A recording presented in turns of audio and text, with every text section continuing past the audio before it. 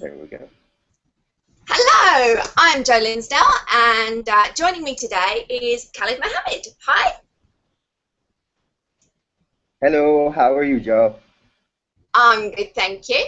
Now, today's chat we're doing as part of the big promo day event, which is at www.promoday.info.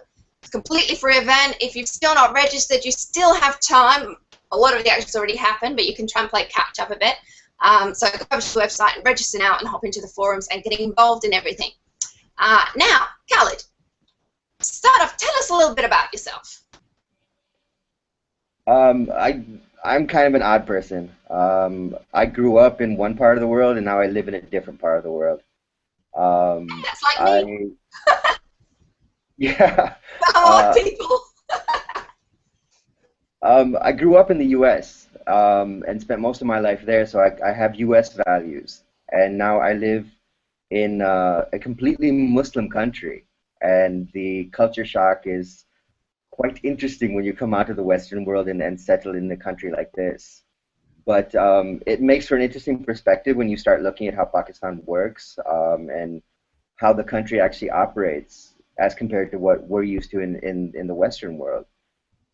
It's given me a really different perspective on how to look at different people and scenarios around the world. How do you think that's helped you as a writer? Well, I think it's made me a better writer because looking at everything from one perspective, you become desensitized to what other kinds of problems that other people face and the kinds of situations that other people may be going through.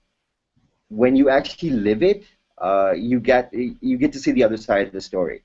I read the Western papers every morning, and I see what's being printed about Pakistan, and I look at Pakistan and go, that's not what's happening here, though. And you try and rationalize it, you try and understand it, you try and tell people that, look, it's not like that, but they say, well, look, our media says this, our media says this. So our constant war is with helping people understand that this country isn't as bad as you think it is.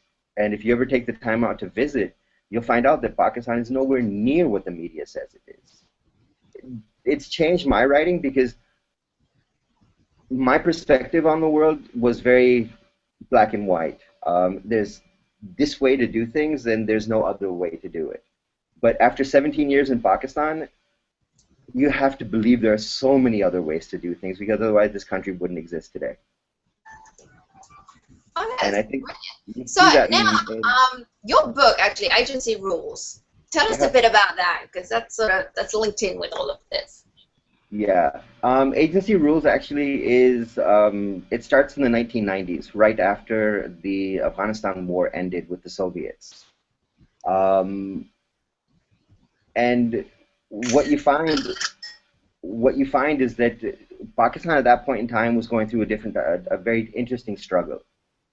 We had gone from being a very liberal country with a progressive government to going through 12 years with a very fundamentalist, very religious-centric dictator who had changed all of the laws of Pakistan so that instead of following what would be considered normal laws, now everything was being judged based on how it fit with Islam. And after the Afghan war, a lot of the Mujahideen that came back to Pakistan came back with that mentality that they need to fix Pakistan. And that's where our extremism problem started from. That's where all of our terrorist camps started from, because all those people came back with those values. And it became a fight between the conservatives and the liberals. And it wasn't one of those fights where you only saw it in the parliament. You actually saw blood on the streets, because they only knew one way of getting their point across, and that was to kill people. And to live understanding that that's the kind of country the kind of history that your country has, it really changes the way that you look at the country you live in, because at no point can you say that this could never happen again. We never thought it would happen back then, and now we're looking at that same fight again, where we're on the cusp of, we could be going back to that kind of a war where we've got people that are completely against our way of life, and they don't want Pakistan to grow. So what I did with the first book in the Agency Rules series is that I set the base of the 1990s. What are we looking at? How did these terror camps get set up? How did they recruit people? How did they brainwash people? And you're looking at it from the point of view of an intelligence officer in Pakistan, in the Pakistan army. A lot of people don't understand that 90% of Pakistanis are completely against what the Taliban says. But because the few that actually get on TV, the few that are actually interviewed, are the wackos, as I call them, people think the whole country believes that way. So agency rules actually is the first step, in my point of view, of helping people understand what Pakistan is really about and what kind of struggles the normal Pakistani faces inside his own country. I think that's a really great message to be sending out, because you know, these things, they do get blown up by the media and things get stored in that. I love the fact that, you know, you're from the US and you're telling the story from there, how it is and stuff. I think that's great. Do you, from the point of view of the book, I mean, I know I've got follow you on Twitter and things. I've seen all your graphics and stuff that you've made to go with the book and that. Excellent idea, by the way. We like that. What else are you doing to promote the book? I mean, have you been in touch with like associations and things that are related to it, or? When we were in the pre-launch stage for the book, when we were in the pre-release stage for the book, I reached out to a lot of intelligence and espionage types of websites. People who focused on understanding how the espionage industry operates around the world. And it wasn't just about Pakistan, it was US, it was UK. Every country in the world that has an intelligence operation were parts of those groups. And I threw the book to them. I said, look, I'd like to get your feedback. You're part of this industry. You've lived as an operative. You've lived as an agent. I want to see if I've gotten it right with my story. Because the biggest problem that I have with writing an espionage story is getting it right. The feel's got to be right. The story's got to be right. The pace has got to be right. The language has to be right. Otherwise, it doesn't fit in the genre. For me, this isn't a typical fiction book, because this is a very specific story. It's a very specific genre that you have to work in. And to fit into that group of people, you have to speak their language. And before I released the book, I think this was November of last year, we sent out beta read copies to everyone that would be willing to read. People who read espionage, people who write espionage, people who are part of the espionage industry. I even sent copies to the Pakistan Army and had them read through it, because God forbid they're against what I've written. And I got great feedback back from the Army. The thing for me was that this is not something that is going to get publicity by just marketing it out. There's a lot of readers I can bring in by just marketing the message, but this is geared towards a very specific type of an audience. So I've reached out to book clubs that also read espionage types of books. I've gone to colleges that have security and intelligence classes in theirs and said, look, give me some of your best students. I'd like them to read this book and write a review. I've gone to historical people who write history books and said, I'd like you to read it and see if it's historically correct. So I haven't looked at it from the point of view of a general writer and said, look, I've written a fiction book. Let's put it out there and see what comes back. I went out looking at it from the point of view of this book has a very specific message. It has a very specific language. Let's make sure that we've gotten the language right. And even today, there's a group in the US of retired intelligence officers who are part of a book club. And they picked up Agency Rules as their book of the month. And they're reading through it, and I'm actually very nervous on one side, and I'm kind of excited on the other side, going, okay, let's see what they say. Because I'd be excited by that. Yeah, so I mean, that's great. So actually, while we're talking about this fact, there's sending out the review copies and everything. I mean, when it comes to publishing your book, who are you published with? How did you publish the book? I self-published. I wrote a novella. Agency Rules originally started out as a novella. I pitched it to a publisher. Publisher picked it up, but I sat back and I thought about it, and I went, I'm not happy with the novella. The book isn't complete. The character isn't as strong as I want him to be. So I pulled it back. I said, look, I'm going to rewrite the whole thing. I sat down for, I think it was 4 months, and I rewrote the entire book and turned it into a full-length novel. And by the time I was done with it, I was like, there's no way I'm sending this to a publisher. I'm going to publish this myself. And we'll see down the road if someone picks it up and decides to publish. But this is a message that I want to market myself. I want to push this out myself. And if I get in with a publisher, they're going to change the story. They're going to commercialize it. and I don't want to do that with the first book we put out. So I kept this one very close to my heart and said, no, I'm going to do this myself. And let's see down the road with book 2, book 3, book 4, if we end up picking up a publisher or not. But book 1 is self-published. I'm quite proud to say I'm an indie author when I talk about agency rules. Um, it's been a great experience to publish myself because I've been through the editorial process, I've been through the beta read process, I've been through the focus group process. We've gotten great responses. We've changed a lot of things in the book that readers came back and said, look, we don't think this works, we don't think this works. And we've gotten it to the point now that I'm actually happy with the book where it is. And book 2 is now in process. I'm actually writing book 2 and book 3 right now so that by November both books can come out. So at Christmas time people have stocking stuffers. Oh, that's brilliant. And as a fellow self-publisher, I totally understand your reasoning there as well. I think that's great. So where is your book actually available to buy? Just so people can pick that out. On Amazon. You can get the book on Barnes & Noble, Kobo, iTunes. Okay, so pretty much all of the major booksellers have that there. And also, do you have a website or a blog that you can share with us? You know, I do. The website is agencyrules.com. There's a lot there, whether you're interested in understanding more about Pakistan, or if you're interested in reading what other people have said about the book, or if you just want some ideas on how to market your book better. In my day job, I'm a marketeer. So I've taken that knowledge of marketing and kind of pitched it to authors and said, look, this is what I've done. And it's been very successful for me thus far, knock on wood. But these are things you can do as an author to start building your brand, to start putting your writing out for people, and getting people to be willing to spend money on a book that comes from an author that they don't know. That's the biggest problem we have as writers, is getting people to pick up our books without the huge marketing budgets. So Twitter, Facebook, Google+, my website, I use every single channel I can get my hand on to promote and to tell people about why this book is important to read. I think that's good. I mean, one thing actually, whilst we're on the subject here, when it comes to marketing, a lot of authors kind of like shy away from that. I don't know, they've got this kind of fear of the marketing monster. I personally love it.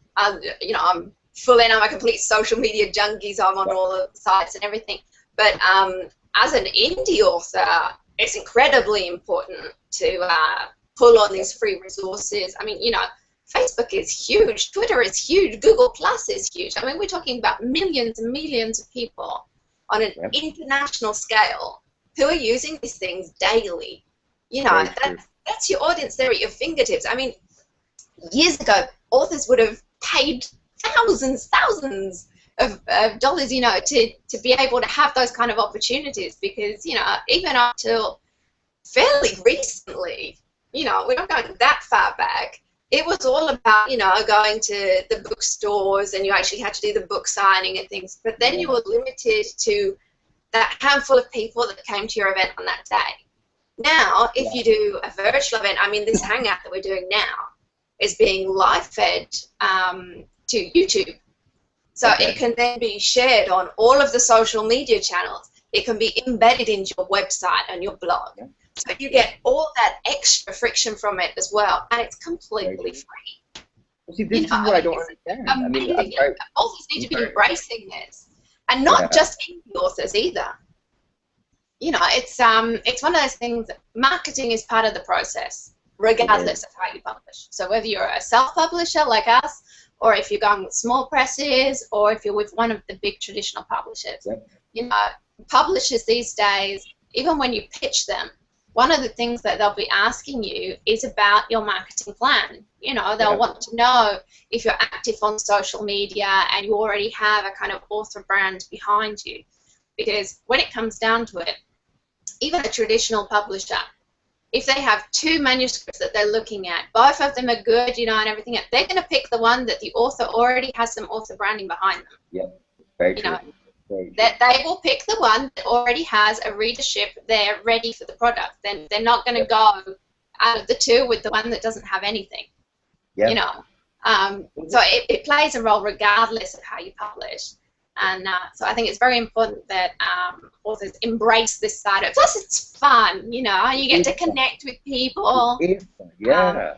Yeah, we're doing this hangout. I'm in Italy. You're in Pakistan. You're actually from the US. I'm a Brit originally. You know, this is international just in itself. This is only the start of, you know, what it can be. Well, see, you know, I just that's think the that's part I don't understand. I mean, this is the part I've never understood when it comes to indie authors.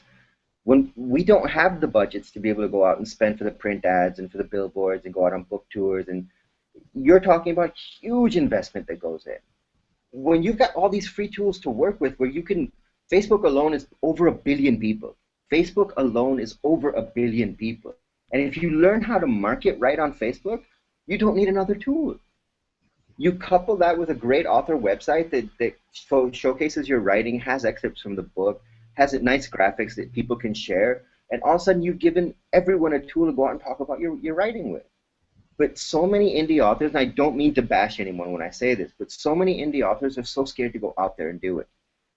It's one of those things where you have to wonder, is it the fear that no one's going to respond? Or is it the fear that there's so much work that goes into actually building that base? But in today's digital world, if you're actually involved on Facebook as a person, building a digital brand becomes much easier because you're just transferring what you're doing here as a person to what you're doing here as an author. And the two link up really well.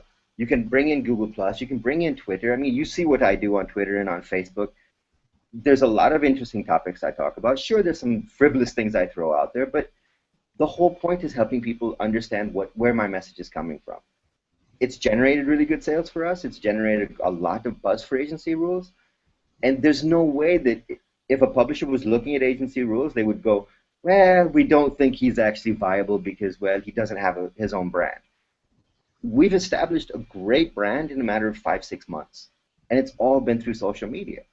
The only thing I've paid for is advertising on Facebook and on Google AdWords, and for my author website. Other than that, everything I do is free.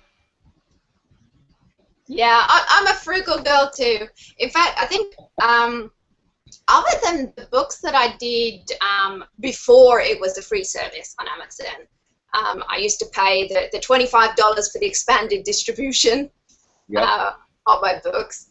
But other than that, I think I've only ever, since I started out in my career, which was officially 2006, I've probably spent a grand total of about $3 on marketing, and that's it. Yeah. Okay. You know, and I've made sales where, you know, I had lots of downloads or whatever, the Kindle books. You know, I mean, one of my books, which this one right here, is actually the one that's this actually got something like 5,000 downloads from Kindle in a month. Wow. So I mean, just on that book, you know, that's a good royalty check at the end of the month. That is a great royalty check. I mean, that doesn't happen every month. That happened when I was in the middle of doing a 3-month-long virtual book tour for it. But I didn't spend any money on promoting that book. Yeah, yeah. And this is what I made my name with it. Really, that's when I hit the big time, because that was my first children's book. Okay. And so since then, I've done other ones and things as well, which obviously when you're promoting, when you have more than one book, they sort of interlink with them. So when you promote the new one, that automatically promotes the other ones as well, because they're linking back to you as an author brand. Yeah. It's not just the individual book anymore. Definitely. You know, but it's one of those that you don't have to spend a lot of money to make money, because social media has now made it possible for all authors. Yeah, and that's the beauty of this whole thing. I mean, you spend a little bit of time understanding how to use what, and you can become an overnight success. Just getting your name out there, just putting a little bit of time into the social media tools. And all of us, we're all writers, so we're writing anyway. When you have your own author website, I mean, you just put the content there and share to Facebook, share to Twitter, share to Google+, and all of a sudden people are reading what you've got. It's not, the thing that I keep telling authors is, look, you are not defined by the book. You're defined on what you say. So people may buy your book, but they'll follow you, they'll engage with you because of what you say every day. So if you find something interesting to talk about, you're going to have more people interested, you'll have more people talking about you, you'll have more people sharing with you, and the more people that share your content, the more people that find out about your book. And Yeah, this is actually, you touched on something that's come up in quite a few of the promotion presentations today, is the fact about the importance of connecting with people and building relationships. Yep. Now, because at the end of the day, nobody likes the pushy salesperson. No. You know, they like people. Yeah. And they will like what the people do. Yep. You know, it's not about saying, I did this, you know, buy my book. Yep. It's about saying, you know, this is the sort of thing that I'm doing, we have similar interests or whatever, and I'm feeling some kind of common ground with them that lets you start that relationship. Because also the fact that, you know, people are more likely to buy from you if they trust you. Yeah. You know, the trust element is a big thing. You know, and you know, people trust people that they know well. So by putting the content out there on social media and you know, doing Google Plus Hangouts, doing Twitter chats or Facebook wall chats, or you know, even guest posts and interviews on blogs and things, that brings you across and it connects you with your reader and lets them get to know you as a person. It's not just about your product, you know. It's not just about your product. And I think that's important. And I mean, this is one of the big things behind Promo Day. One of the reasons why I invented the event was because there were a lot of writers' conferences online sort of coming up, but they were all more geared towards you know, character development and you know, how to write. Yes. And they didn't really touch on the whole book marketing element. Yes. So that's how Promo Day came around. I was like, well, I can't find the event I'm looking for. I'm going to create it. And that's how Promo Day came about. Because Promo Day is all about the fact of teaching people how to use it, you know, how to give them the different options that they have and sort of educate them in the basics and the even more advanced stuff as well. Because, you know, even I've had people during the presentations today in the forums that has said, you know, I've been on this Twitter since the beginning and I still learned stuff in the presentation today. You know, so you never stop learning also because they're constantly evolving, constantly changing these social media platforms, so there's always something new to learn anyway. But it's, you know, it's one of these, Promo Day, it gives you the materials so that you can do it. And through the different events, there's been Twitter chats and things, all sorts of live events throughout the day. They're designed there to get you taking what you've learned and actually putting it into practice. You know, getting you using it straight away. Because that's another thing that I've noticed. A lot of people, when they take part in events or webinars or whatever, they'll be there, you know, they'll be listening. Oh, this is great. Yeah, I feel really motivated. They'll take loads of notes and everything, all the good intentions. And then they get put aside, and they don't do anything. They don't actually use them. You know, so that's the other thing with Promo Day. We want to actually get people not only learning about what they can do and how to do it, but actually get them doing it. Very true. Very great. True. By the way, you did a great job on your presentation. Loved your slideshow. That was brilliant. Oh, we had an audio. I had an audio track to go with it. But I had some internet problems this morning. I couldn't upload the audio track. So it would have, if the two pieces could have synced together, I think it would have made a lot more sense to people. I mean, there's a lot of explanation that goes in behind this. I used to teach social media at a local university, and I could spend hours talking about the different ways to use the tools because it's like you said, they change so rapidly. They grow, new tools come out, and the mistake that people make, at least in my opinion, is you try and get on every single social media tool and then forget how to use each one of them. It's easier just to stay with the big boys. Work with those, build your brand, and then branch off into other things. Rather than thinking, okay, I need to create a presence on LinkedIn, I need to create a presence on Google+, I need to create a presence on this, I need to create a presence on this, and you just fragment yourself so much that A, you don't have time to write, B, you don't have time to find good content to share with anyone, and C, if you are finding good content, you're sharing the same thing over and over across every platform. So what's the use of being on so many different platforms? Yeah, Centralized. I totally agree. I totally agree. People, they tend to have this idea that they have to be everywhere Yeah. because everywhere is a choice, you know, Yeah. and plus because the experts, you know, there's one that's saying all the great things about one platform, the other one say, oh no, you've got to be using this site because this is the must-have site, you know, and everything. And so people are like, oh my God, what do I do? What do I do? I'll try all of them, you know, but without actually mastering it, like you said, you know, they're just sort of dipping their toes into all of them and never actually make that big splash. Yep. So, And you don't end I up getting always say, you know, pick one, maybe two. I mean, I'd say Facebook because Facebook is the biggest. Everyone's on Facebook. It's the #1 social media site. Love it or hate it, Facebook is the biggie. It is the biggie. Yeah, so Facebook's really a must-do, if you like. My second on the list, I mean, despite the fact Google Plus is actually now the second largest, I think, in sense of users and things. Yep. But my second place would actually be Twitter. Yeah, I was very against Twitter at first. I thought 140 characters? How do you do 140 characters and get your words out there? But ever since I started marketing my book, I've fallen in love with Twitter. You can interact with more people on Twitter on a real basis.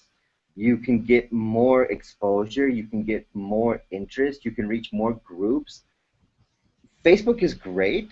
I live on Facebook, but Twitter is a completely different beast. And if you understand how Twitter operates with hashtags and with retweets and with share, it is the best platform out there. Yeah, I mean, when I look at my metrics and things to see where I've got most viral, Twitter is always the #1 spot. You know, it's like over half of my social shares and everything come from Twitter. Yeah, yeah. You know, it's all the retweets and the comments and the mentions and everything else. It dominates. You know, despite the fact that it is the smaller network. You know, I get a lot more fraction from Twitter than I do from Facebook, for example.